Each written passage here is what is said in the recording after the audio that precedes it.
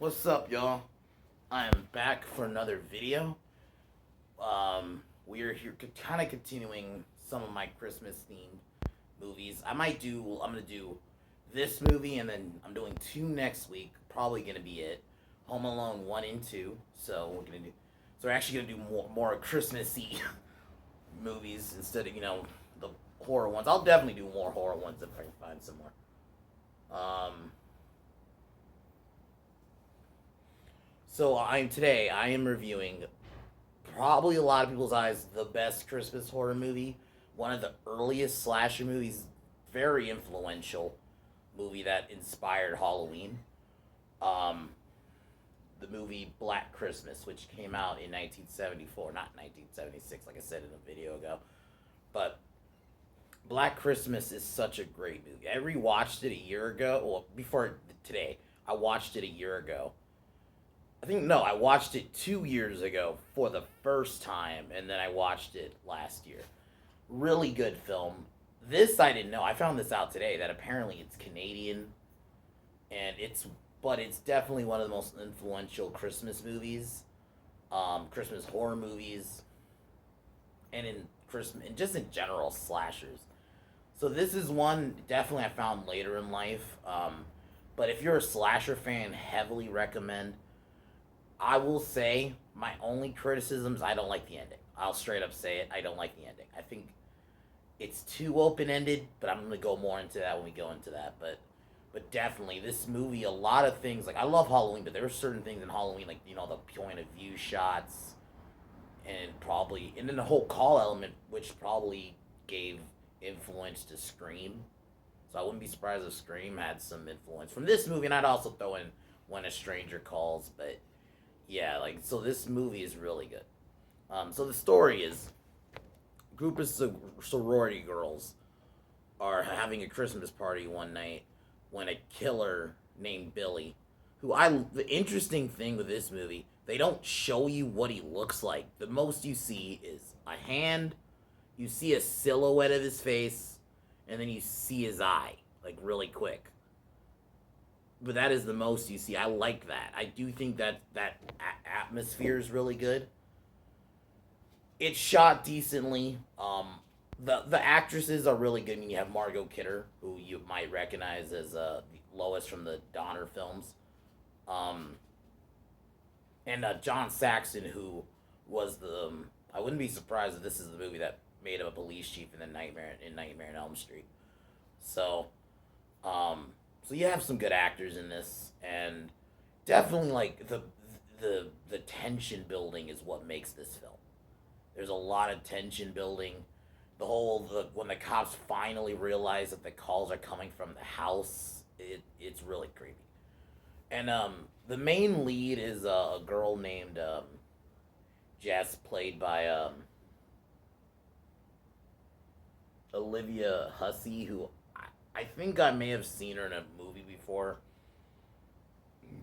I think she was in one of the original Romeo and Juliet. I recognize her now because I had to watch that when I was in high school because we were doing Romeo and Juliet. But this movie is really good. So the kills are pretty good. Yeah, they're off screen and it's not gory, but that's fine. I don't mean you like look at the first Halloween. The first Halloween's not gore.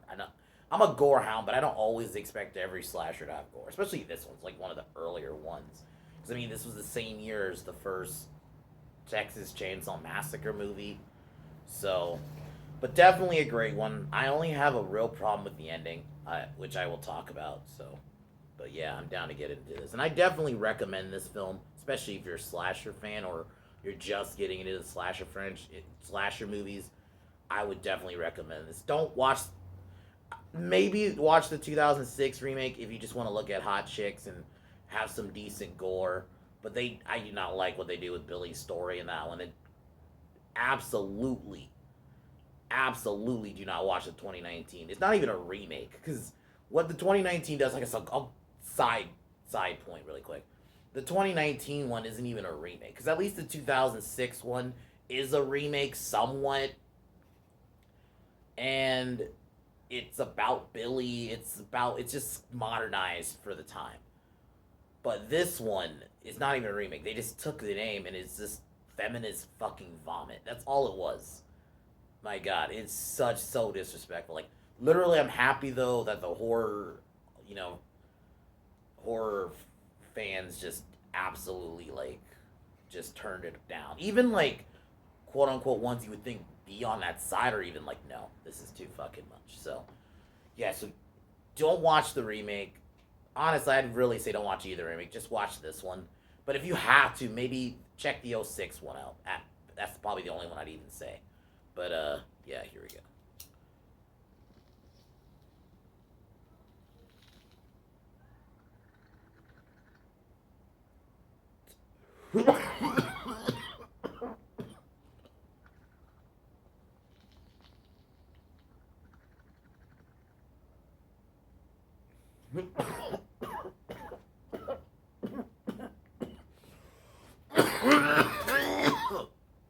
so, so the movie opens up. Another thing I'm gonna mention, the score is pretty subtle. Like it's obviously it's no Halloween or even like The Exorcist, which had an awesome score. The score in this is pretty subtle, and they do a good job of being creepy with it. And I think the opening itself is fucking creepy. When you only see hands, you're seeing a figure. This point of view shot, which this is what a lot of people say Halloween was inspired by. I mean, the opening. You have the credits, and you have like the first person view of young Michael. Same thing here. So, so it's Billy, and I like how like you see some of the shots of him climbing while you. I think that's the part that kind of creeped me out more. Was watching him climb the fucking dorm. That was creepy. So in between, you see them cutting to the sorority girls who are gonna be in this movie. So Billy climbs into you see him climb into the attic, and yeah, the first person shots are done fucking great in this. So, this wasn't the only movie to do it at the time, but definitely one of the bigger movies, especially in horror too. So we get a shot of that. Then we're introduced to our our pretty much our victims. We're introduced to Barb, played by Margot Kidder, who's like the drunk rebel kind of chick. Then we're introduced to Miss Mac, who's like she's probably like the head of the dorm of the sorority. And then we're introduced to Jess, who's the main chick of the movie, who I mixed on her because there's a certain thing that happens in this movie with I'm gonna just say it, a certain political issue. And then we're introduced to Claire, who I'm just gonna spoil as our first victim, and then yeah. So then the phone rings, and this is where we get the calls, which it's crazy that it was multiple people who actually did the actual voices in the calls. And a lot of people who like are really into this movie have broken down like when Billy's doing the multiple voices thing. That's kind of his hints at his backstory. So, but yeah, so Billy calls them, basically tells him he's gonna kill him. So, because earlier they mentioned that a girl got raped, and Barb kind of scoffs at it, and I guess Claire, who's like the silent girl, not silent, but like the more awkward girl, goes upstairs in a huff.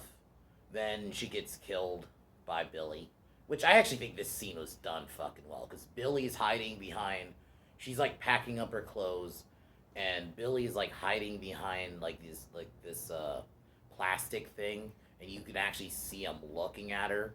And like the scene where you see her walking up to the thing and he grabs her is fucking creepy. It's done fucking well. Even if it's not like the most amazing kill in terms of like, graphic or anything. It's fucking still a well done kill.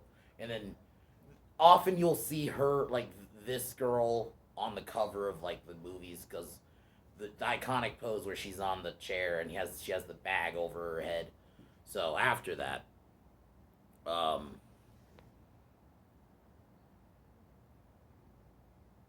and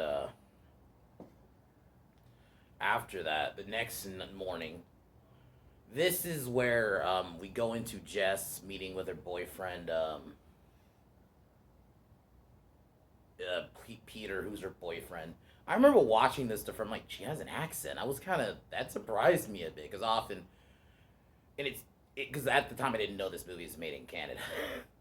So, because often, yeah, slashers often are very American centric. I mean, a lot of the main slasher villains like are all like either in like most of the time they're small towns. Halloween, Haddonfield, like this small town. Friday the 13th, even though it's not. I mean, yeah, to an extent there is a small town, and Crystal Lake, etc. So it's interesting to have one that's in a different country. And Claire's father is going to the police because his daughter's missing. And they initially like act like, oh, she might have just ran off with a boyfriend. They don't really believe anything's wrong. And I mean, in general, that's just kind of gotta. I just accept with horror films, cops gotta be dumb as fuck. You just gotta do it.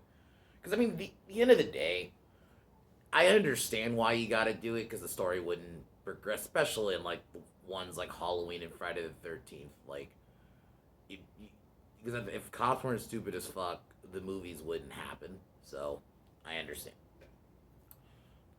But there's a scene with Jess and her boyfriend where she tells him she's pregnant, but she doesn't want to keep it, and that's often I've seen a few people who try to defend that trash 2019 movie. Always try to bring up is, oh well, the original was quote unquote woke, even though this one wasn't because of this subplot, which isn't a major part of the movie. It's in this scene, and then there's like another scene, and it's only mainly there because I'm gonna spoil it.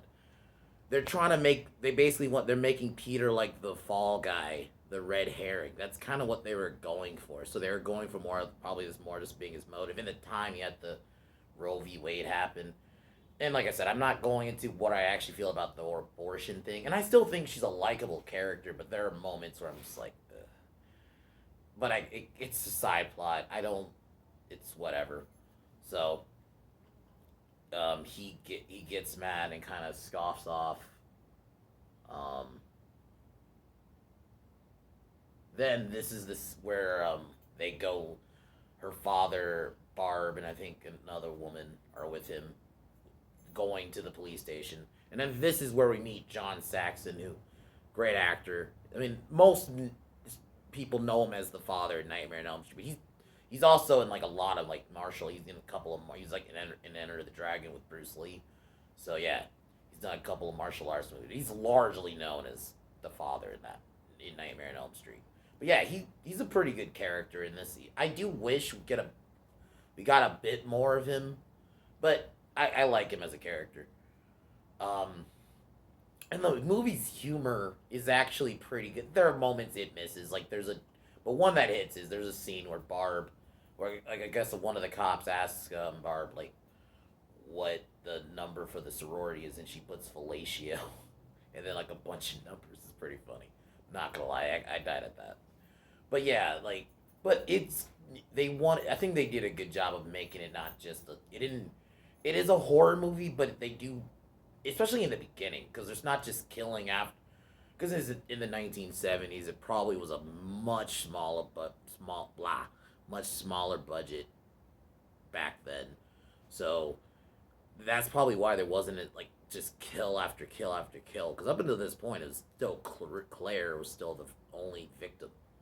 So then after this, Peter is because Peter plays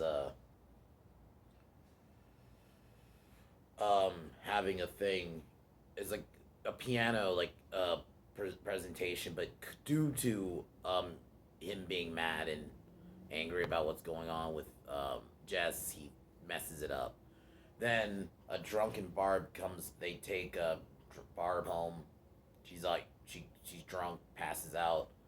Then and then this is where Mrs. Not Mac. I got the names confused. Mrs. Max I think is another lady, but another yeah no it is Mrs. Max. Sorry, fucking tripping. Mrs. Mac who's about to pack, and I think she's about to get in a taxi, finds Claire's body and gets killed by Billy off screen.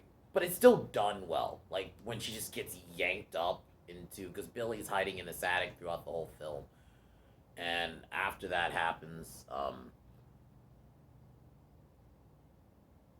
and then in the park, they find a girl's body. Probably it's implied that it was killed. She was killed by Billy. They don't outright say it, which I do like back then though about movies. They don't just explain every single plot detail to you. They they they did let the audience figure shit out for themselves. Like they told you enough to for you to understand, but yeah, they don't outright tell you, yeah, this girl, this disfigured body of the girl, which they never show.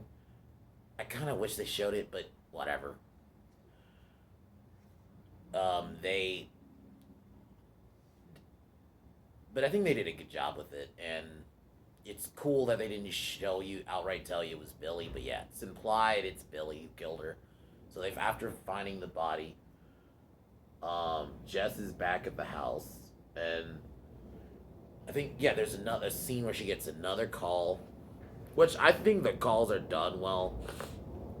I've seen criticism where some people say the calls are like goofy, and it doesn't hold up. Like I disagree. I think it's done well. And I think this movie does the tension building really well. Especially like I think it's not a kill fest. I think if you can't compare something like this movie, I mean, even the first Halloween's not a kill fest. With so I think Black Christmas isn't Friday the 13th. And I think if Black Christmas had come out in the 80s, for sure, it would have been way more of a kill fest. There would have been probably way more kills.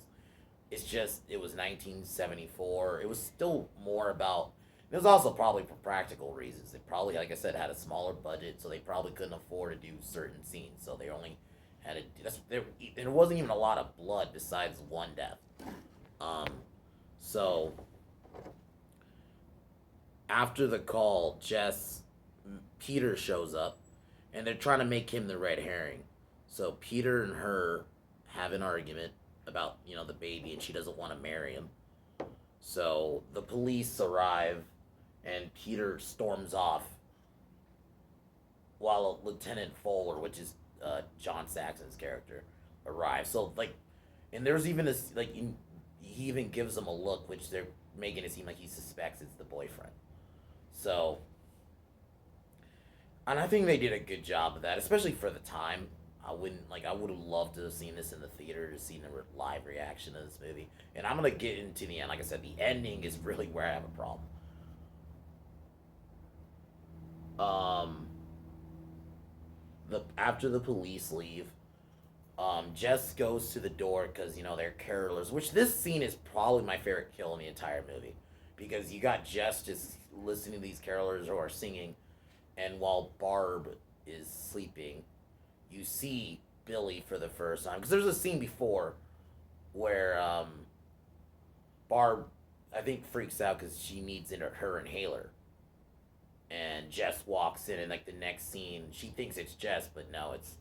And actually, I like this scene was done well, just because like the build up to it. Billy's hiding in the shadow, and he's mumbling about Agnes, who's his sister. So the story is Agnes is his sister, who he killed as a kid, and the reason he's killing these women is because he sees them as Agnes. So it's not outright said, but the director has come out and said things later on and stuff like that. So he's mumbling about Agnes, and then kills her while the carolers are caroling, which I actually thought was fucking done awesome. And then this is the only kill where you actually see some blood, but he kills her with like a glass sculpture. So after killing her, takes her body up to the I think he takes her body to the attic, Jess gets another phone call from Billy. Um, there's a scene where she calls Lieutenant Fuller, and Fuller's trying to question her about Peter because he suspects it's him. Um,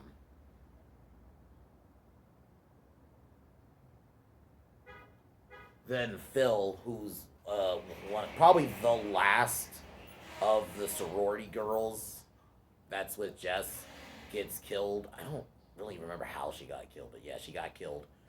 And then she gets a call, and this is where we get the mention of Agnes.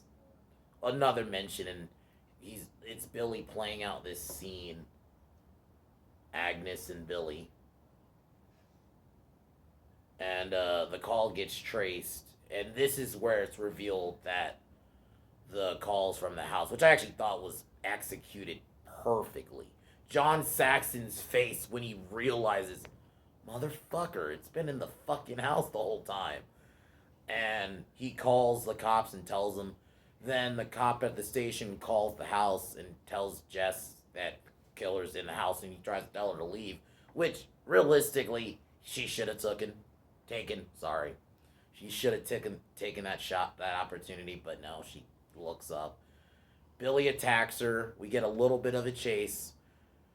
And I think that's another thing about this one. There's not a lot of chases. This is like the only chase in the movie. Because most of the kills are surprise kills. He pops up, kills them, and then that's it.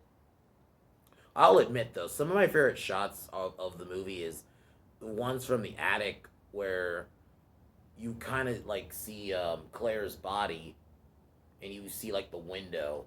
And then, or the moments where Billy lays freaking the fuck out. I'm not gonna lie, Billy is creepy.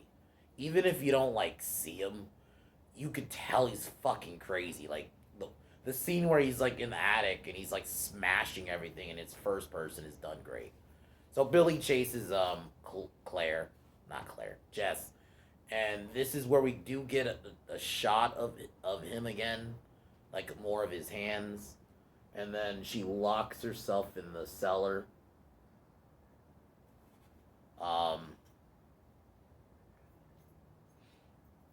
And then Peter shows up, which then the police arrive. Her barely conscious with Peter knocked out, and this is where I kind of have a problem. Couple of reasons. I don't mind you not outright explaining. I do mention earlier, like in the video, like I don't mind certain things, but that should have been explained. That because I guess in my head that Billy killed or taken because they make it look like it was Jess who took out Peter, because she grabbed like a fire poker before she ran to the cellar. And I mean the basement. It should they don't. I think the killer took him out, but whatever. My main issue with the ending. So, the police arrive. They take Peter to the hospital. And then they put Jess to bed. And then the cops leave, and then the phone rings again.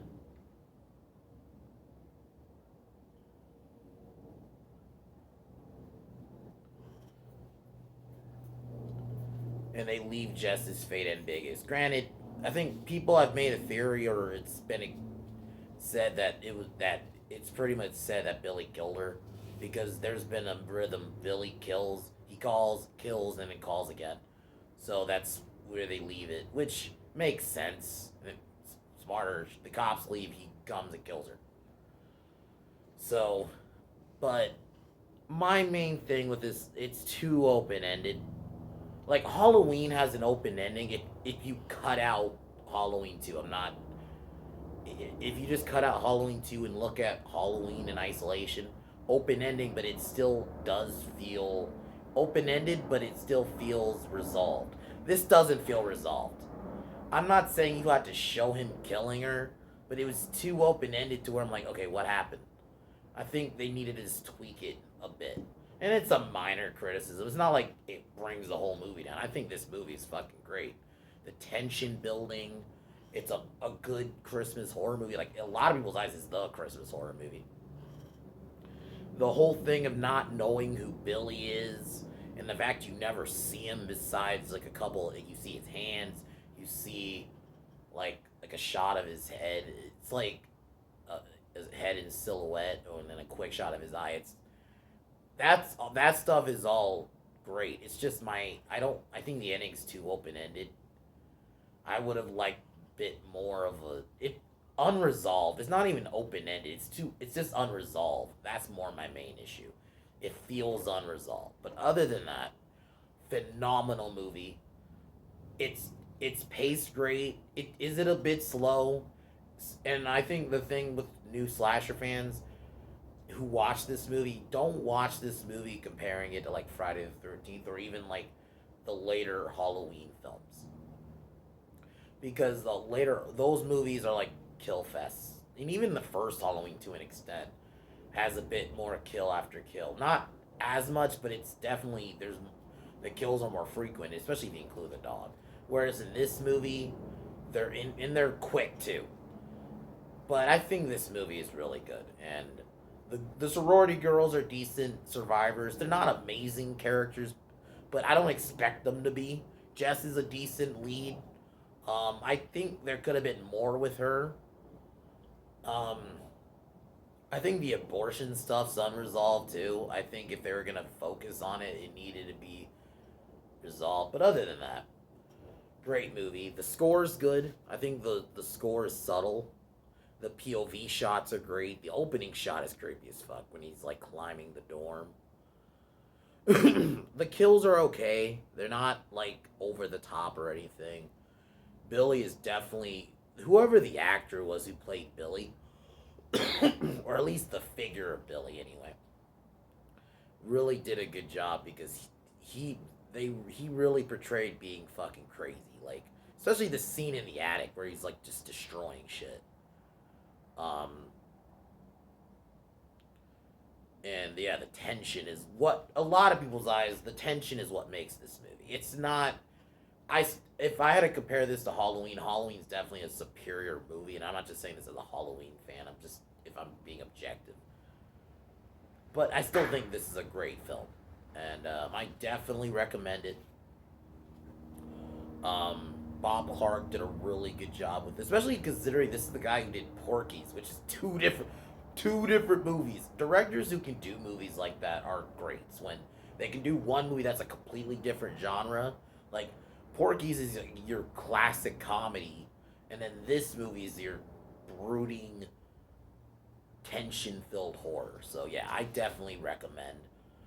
If I were to give this out of 10, I'd give it a 9. I think if it had a better ending, I'd honestly give it a 10. I just think it needed a better ending. But yeah, guys. On Monday, I'm going to review Jackie Chan movie. I don't know yet which one I'm going to do. But then Tuesday, which I cannot wait for, we're doing Pulp Fiction. Cannot wait. So we're going to continue our Tarantino journey. But yeah, guys. I'll talk to y'all soon. Next time. On Monday. Actually, no. I might do a video on Sunday. It's not going to be a review. It's going to, because I've been doing nothing but reviews lately. So I'm going to do a video that I've been kind of wanting to do. Actually, no. I got 2 videos I'm going to do. I'm going to do one tomorrow and then one on Sunday. Tomorrow, I'm going to do a video. I'm going to do one bands I love. I haven't done that in a while. I'm going to be talking about the band Dio. Because Dio, just in general, we'll talk about Ronnie James Dio. Him as a solo band, and definitely I'll mention his Black Sabbath stuff. And then on Sunday, I'll do a video explaining why I don't like Manals or legacy characters. So I'll talk about that. But other than that, I'll talk to y'all tomorrow.